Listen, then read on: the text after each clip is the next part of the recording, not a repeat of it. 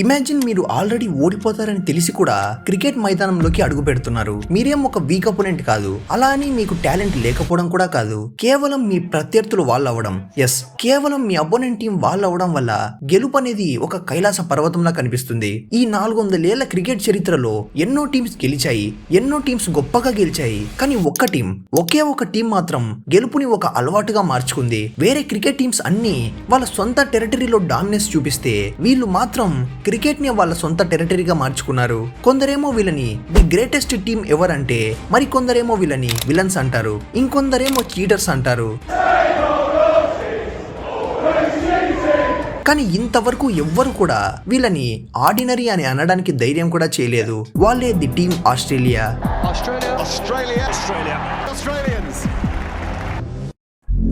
మనం గమనిస్తే Australia players ఎప్పుడు కూడా సర్వైవల్ కోసం ఆడరు, డామినేట్ చేయడం కోసమే చూస్తారు. 1975లో మొట్టమొదటి వరల్డ్ కప్ జరిగినప్పుడు అప్పట్లో క్రికెట్ లోనే ది బిగ్గెస్ట్ జెయింట్ గా చెప్పుకునే ఇంగ్లాండ్ ని సెమీఫైనల్లో చిత్తుగా ఓడించి అప్సెట్ చేశారు. ఆ సంవత్సరం వాళ్ళు ఫైనల్లో చిత్కలు పడి వరల్డ్ కప్ నైతే గెలవలేకపోయారు, కానీ మొత్తం ప్రపంచానికి తామేంటో తెలిసేలా చేశారు. టీమ్ ఆస్ట్రేలియా యొక్క మెంటల్ టఫ్నెస్ గురించి మనకి బాగా తెలుసు. 2023 వరల్డ్ కప్ లో ఫస్ట్ 2 మ్యాచ్లు ఓడిపోయాక వాళ్ళు ఇచ్చిన కంబ్యాక్ గురించి మనం ఇప్పటికి కూడా మాట్లాడుకుంటాం. మన టీమిండియాని సొంత గడ్డపైనే హ్యూమిలేట్ చేశారు. ఎలాంటి ప్రెషర్ సిచ్యువేషన్స్ లో అయినా సరే నిలబడి రాణించగల మెంటల్ టఫ్నెస్ కేవలం ఆస్ట్రేలియా ప్లేయర్స్ కే ఉంటుందేమో. ఫార్మర్ ఆస్ట్రేలియా లెజెండ్ ప్లేయర్ అయిన జస్టిన్ లాంగర్ దీని ఫైటర్ పైలట్ ఫోకస్ అని అన్నాడు. అంటే ఎలాంటి కేయోటిక్ సిచ్యువేషన్ అయినా సరే తమ ఆటపైనే నమ్మకం పెట్టి ఫుల్ ఫోకస్ గా ఉండటం. Michael Clarke 151 against South Africa గానీ, గ్లెన్ మ్యాక్స్వెల్ ఆఫ్ఘనిస్తాన్ పైన కొట్టిన డబుల్ సెంచరీ నాకే దీనికి బెస్ట్ ఎగ్జాంపుల్. ఆస్ట్రేలియన్ టీమ్ కి ఆడాలనుకునే ప్రతి ఆటగాడికి కూడా చిన్న వయసు నుంచి ఒక క్లియర్ మైండ్ సెట్ అనేది ఉంటుంది. వారే ది బెస్ట్ అయి ఉండాలి. ఇక్కడ ఎంత పెద్ద స్టార్ ప్లేయర్ అయినా సరే వాళ్ళ రెప్యుటేషన్ వల్ల కాదు, కేవలం పర్ఫార్మెన్స్ తో మాత్రమే ప్లేయింగ్ 11 లో చోటు అనేది దక్కుతుంది. కాబట్టి ప్రతి మ్యాచ్ కూడా వాళ్ళకి ఒక పరీక్షే. ఈ మైండ్ సెట్ వల్లనే వారికి ఒక కల్చర్ అనేది ఫామ్ అయిపోయింది. A culture where losing is unacceptable. ఈ కల్చర్ లో ఓటమికి చోటు లేదు. ఆప్షన్ 1 గెలవటం, ఆప్షన్ 2 గెలవటం, ఆప్షన్ 3 కూడా గెలవటమే.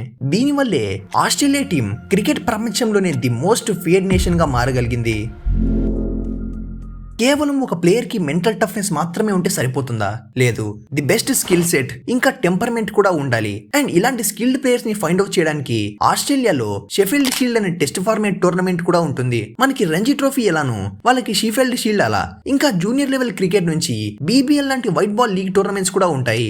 ఎంతో కష్టపడి ఓర్పుతో నిలబడి పర్ఫామ్ చేసిన ప్లేయర్స్ ని మాత్రమే నేషనల్ టీమ్ కి సెలెక్ట్ అవుతారు. సర్వైవల్ ఆఫ్ ద ఫిట్టెస్ట్ అన్నమాట. అయితే పర్ఫామ్ చేసి నిలబడతాడు, లేకపోతే కనుమరుగైపోతాడు. అండ్ ఈ ప్లేయర్స్ యొక్క సెలెక్షన్ కూడా చాలా పద్ధతిగా ఉంటుంది. అంటే రెడ్ బాల్ ఫార్మేట్ లో నిపుణులైన ప్లేయర్స్ ని కేవలం రెడ్ బాల్ ఫార్మేట్ కి మాత్రమే పరిమితం చేయడం, T20 ఫార్మేట్ ప్లేయర్స్ ని కేవలం T20లకి అంకితం చేయడం. ఈ కాలంలో చాలా మంది ప్లేయర్స్ ఆల్మోస్ట్ ఒకటి కంటే ఎక్కువ ఫార్మేట్స్ ఆడుతున్నారు. అండ్ ఇందులో ఎటువంటి తప్పు కూడా లేదు. కానీ ది టఫెస్ట్ ఫార్మేట్ అయిన టెస్ట్ క్రికెట్ లో మాత్రం ఆ ఫార్మాట్ కి తగ్గ స్పెషలిస్ట్ బ్యాట్స్మెన్ అండ్ బౌలర్సే ఉండాలి. అప్పుడు మాత్రమే గెలవడం సాధ్యపడుతుంది. ఈ లాజిక్ ని మిస్ అయ్యే ఈ రోజుల్లో టెస్ట్ ఫార్మేట్ లో టీమిండియా పర్ఫార్మెన్స్ తేలిపోతుంది. ప్రతి గొప్ప రాజ్యం నిలబడ్డానికి పెద్ద పెద్ద స్తంభాలు ఎంత ముఖ్యమో, అలానే ప్రతి గొప్ప టీం నిలబడ్డానికి కూడా అలాంటి పెద్ద పెద్ద పిల్లర్స్ లాంటి ఆటగాళ్ళు కావాలి. ఆస్ట్రేలియాకి ఏ ఎరాలో అయినా సరే ఒక సింగిల్ హీరో అంటూ ఎవ్వరూ లేరు. టీం మొత్తంలో కూడా వాళ్ళ రోల్స్ ని ప్రాపర్ గా జస్టిఫై చేస్తూ వాళ్ళదైన రోజు ఎదురుగా ఏ టీం ఉన్నా సరే వాళ్ళని మట్టు పెట్టగల మ్యాచ్ విన్నర్స్ మాత్రమే ఉంటారు. ఎర్లీ గోల్డెన్ ఏజ్ టైంలో సార్ డొనాల్డ్ బ్రాడ్మన్ గురించి మీరు వినే ఉంటారు. Australia's greatest batsmen of all time. తన 99.6 టెస్ట్ యావరేజ్ రికార్డ్ అయితే ఎప్పటికీ అన్బ్రేకబుల్. యాలన్ బార్డర్ ఆస్ట్రేలియాకి మొట్టమొదటి వరల్డ్ కప్ అందించిన హీరో. స్టీవ్ వాగ్ ఆస్ట్రేలియాకి ఆడిన one of the most fearless batsmen. Ricky Ponting most ruthless leader. ఎలాంటి ప్రెషర్ సిచ్యువేషన్ లో అయినా సరే టీం ని ముందుండి నడిపించగల ఒక ఛాంపియన్ బ్యాట్స్మెన్. తన కెప్టెన్సీతో టీం ఆస్ట్రేలియాకి 4 ఐసీసీ ట్రోఫీస్ అందించిన the greatest captain of all time. Shane Warne arguably the best spinner of all time. Cricket లో ఎంతో మంది స్పిన్నర్స్ ఉండొచ్చు, కానీ షేన్ వాన్ మాత్రం ఒక్కడే. కండిషన్స్ తో సంబంధం లేకుండా బాల్ ని టర్న్ చేయగల ఒక musician. Glenn McGrath arguably the best fast bowler in history. తను పిన్ పాయింట్ యాక్యురసీకి పెట్టింది పేరు. Brett Lee explosive run up, raw pace, ఇంకా నెవర్ గివింగ్ అప్ యాటిట్యూడ్. ఈ 3 కలిపితే బ్రెట్లీ. ఆడమ్ గిల్క్రిస్ట్ క్రికెట్ లో వికెట్ కీపింగ్ బ్యాట్స్మెన్ రోల్ ని రెవల్యూషనైజ్ చేసిన బ్యాట్స్మెన్. గిల్క్రిస్ట్ లాంటి ఒక explosive lower order wicket keeper batsmen ఆస్ట్రేలియాకి ఎప్పటికీ దొరకడేమో. మైకేల్ క్లార్క్ సాలిడ్ టెక్నిక్ ఇంకా ఎలిగెంట్ టైమింగ్ కి పెట్టింది పేరు. ఆస్ట్రేలియా టీమ్ ని ఒకనొక టైంలో రీబిల్ట్ చేసిన ట్రూ లీడర్. కేవలం వీళ్ళనే కాదు, రీసెంట్ గా కూడా Steve Smith, David Warner, Mitchell Mitchell Starc ఇంకా ప్యాట్ కమిన్స్ లాంటి మోడర్న్ పిల్లర్స్ కూడా ఆస్ట్రేలియా టీం ని ముందుని నడిపిస్తున్నాయి. ఇలాంటి గొప్ప గొప్ప ప్లేయర్సే ఇన్నేళ్ల ఈ ఆస్ట్రేలియా ట్రూ డామినేషన్ కి మెయిన్ రీజన్. 1999 నుంచి 2007 వరకు ఈ టైమే ఆస్ట్రేలియాకి గోల్డెన్ ఎరా. 1999 వరల్డ్ కప్ లో ఆస్ట్రేలియా స్టీవ్ వాక్ కెప్టెన్సీలో తమ రెండవ వరల్డ్ కప్ నమోదు చేసుకోవడం దగ్గర నుంచి మొదలైంది ఈ డామినేషన్. ఈ వరల్డ్ కప్ తర్వాత ఆస్ట్రేలియాకి రికీ పాంటింగ్ కొత్త కెప్టెన్ గా బాధ్యతలు తీసుకున్నాడు. And the rest is history. తను మొత్తం 230 ఓడిఐ మ్యాచ్లు ఆస్ట్రేలియాకి కెప్టెన్సీ చేస్తే అందులో 165 వాటిని గెలిపించాడు. 76 విన్ పర్సెంటేజ్ అనమాట. ఇక టెస్ట్ ఫార్మేట్ లో అయితే ఆస్ట్రేలియాతో బ్యాటిల్ అంటే మరీ వన్ సైడెడ్ గా ఉండేది. Ricky Ponting flawless batting, Glenn McGrath, Brett Lee ఇంకా షేన్ వార్న్ లాంటి గొప్ప legends, Adam Gilchrist, Andrew Simons and Matthew Hayden లాంటి మ్యాచ్ విన్నర్స్ తో టీమ్ కోర్ అంతా ఫిల్ అయి ఉండటమే దీనికి మెయిన్ రీజన్. 2005 నుంచి 2008 ఈ టైంలో అయితే ఆస్ట్రేలియా ఏకంగా 16 టెస్ట్ మ్యాచెస్ వరుసగా గెలిచారు.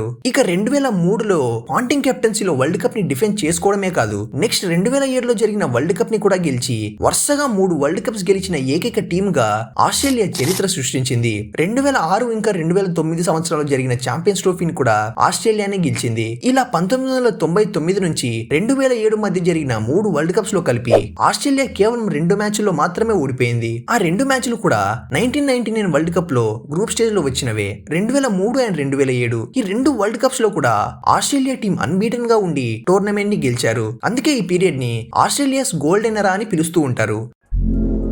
ఎంత గొప్ప రాజ్యమైనా సరే ఏదో ఒక రోజు కూలిపోవాల్సిందే. అలానే ఎంత పెద్ద టీం అయినా సరే ఏదో ఒక రోజు పడిపోవాల్సిందే. 2007 వరల్డ్ కప్ తర్వాత ఆస్ట్రేలియా స్కోర్ టీమ్ లోని లెజెండ్స్ అంతా ఒక్కొక్కరిగా రిటైర్ అవడం స్టార్ట్ అయ్యారు. First McGrath and Shane Warne, తర్వాత Gilchrist and Hayden, finally Ponting. ఇలా టీమ్ లోని పిల్లర్స్ అంతా నేల కొరిగాయి. అండ్ సడన్ గా చూస్తే ఆస్ట్రేలియా టీం అంతా వీక్ గా కనిపించడం స్టార్ట్ అయింది. ఉన్న యంగ్స్టర్స్ అంతా టాలెంటెడే, కానీ సరైన ఎక్స్పీరియన్స్ లేకపోవడం వల్ల అవే మ్యాచెస్ మాత్రమే కాదు సొంత గడ్డ పైన కూడా మ్యాచెస్ ఓడిపోతున్న రోజులవి. అండ్ ఫైనల్లీ టీమ్ ఆస్ట్రేలియా వాళ్ళ ఐడెంటిటీని కోల్పోవాల్సి వచ్చింది. కానీ కొన్నిసార్లు ఎదగాలంటే ముందుగా ఒరగాల్సిందే. అండ్ దెన్ అప్పుడు మొదలైంది మళ్ళీ ఆస్ట్రేలియా యొక్క రీబిల్డింగ్ ప్రాసెస్. మొత్తం టీమ్ కంతా ఒకే question, who are we now? అప్పుడు వచ్చాడు కొత్త captain Michael Clarke. Short cuts లేవు, షుగర్ కోటింగ్ కూడా లేదు, ఓన్లీ డిసిప్లిన్. వీటికి తోడు Mitchell Starc, Pat Cummins and Josh Hazlewood లాంటి గొప్ప యంగ్ ఫాస్ట్ బౌలర్స్ కూడా టీమ్ కి యాడ్ అయ్యారు. అండ్ ఈ ప్రాసెస్ ద్వారానే వాళ్ళు 2017లో జరిగిన వరల్డ్ కప్ ని సైతం గెలిచి తమ 5వ వరల్డ్ కప్ టైటిల్ ని కూడా నమోదు చేసుకున్నారు. క్రికెట్ లో మనకి స్లెడ్జింగ్ అంటే ముందుగా గుర్తొచ్చే పేరు కంగారులు.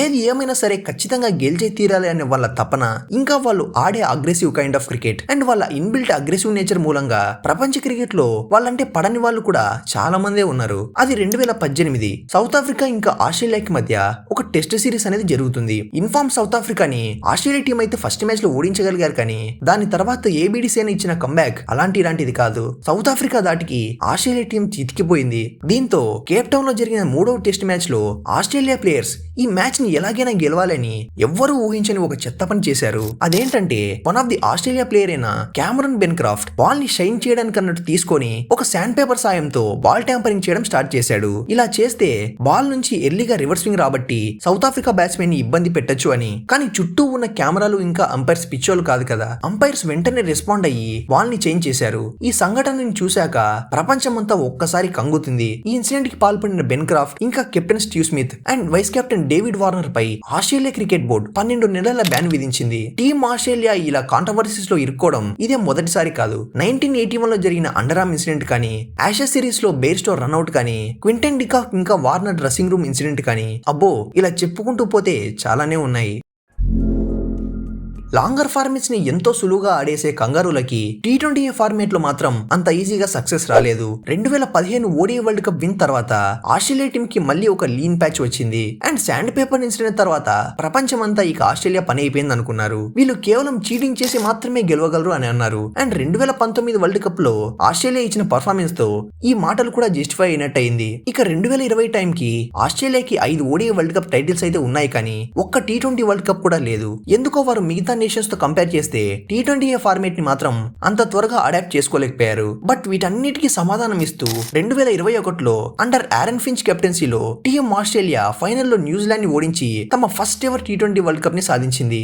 ఏ వార్నర్ అయితే 3 years బ్యాక్ బ్యాన్ అయ్యాడో అదే వార్నర్ తమ first ever T20 world cup గెలవడంలో ముఖ్య పాత్ర పోషించాడు. ఇక దీంతో మొదలు మళ్ళీ వాళ్ళ ఐసీసీ ట్రోఫీస్ వేట షురు. 2023లో ఇండియా లాంటి స్ట్రాంగ్ సైడ్ ని డిఫీట్ చేసి వరల్డ్ టెస్ట్ ఛాంపియన్షిప్ గెలిచారు. అండ్ సేమ్ ఇయర్ లో జరిగిన ఓడిఐ వరల్డ్ కప్ గురించి నేను సపరేట్ గా మాట్లాడాలనుకోవట్లేదు. ఫస్ట్ 2 మ్యాచ్ లో దారుణంగా ఓడిపోయిన తర్వాత వాళ్ళు ఇచ్చిన కంబ్యాక్ అండ్ ఫైనల్లో అప్పటి వరకు అన్బీటన్ గా ఉన్న the strongest ever Indian side ని హ్యూమిలేట్ చేసి మరి వాళ్ళ 6వ ఓడిఐ వరల్డ్ కప్ ని సొంతం చేసుకున్నారు.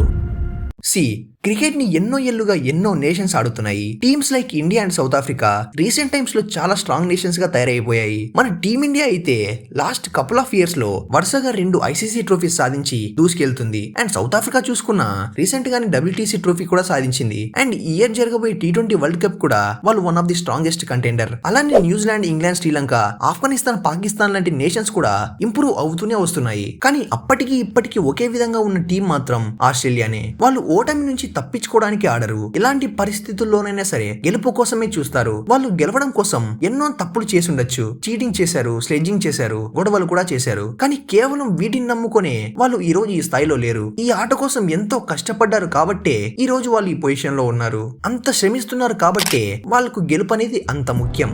వాళ్ళ మెంటాలిటీ నుంచి మనం ఏం నేర్చుకుంటున్నాం అనేది మనకు ముఖ్యం. So that's it guys.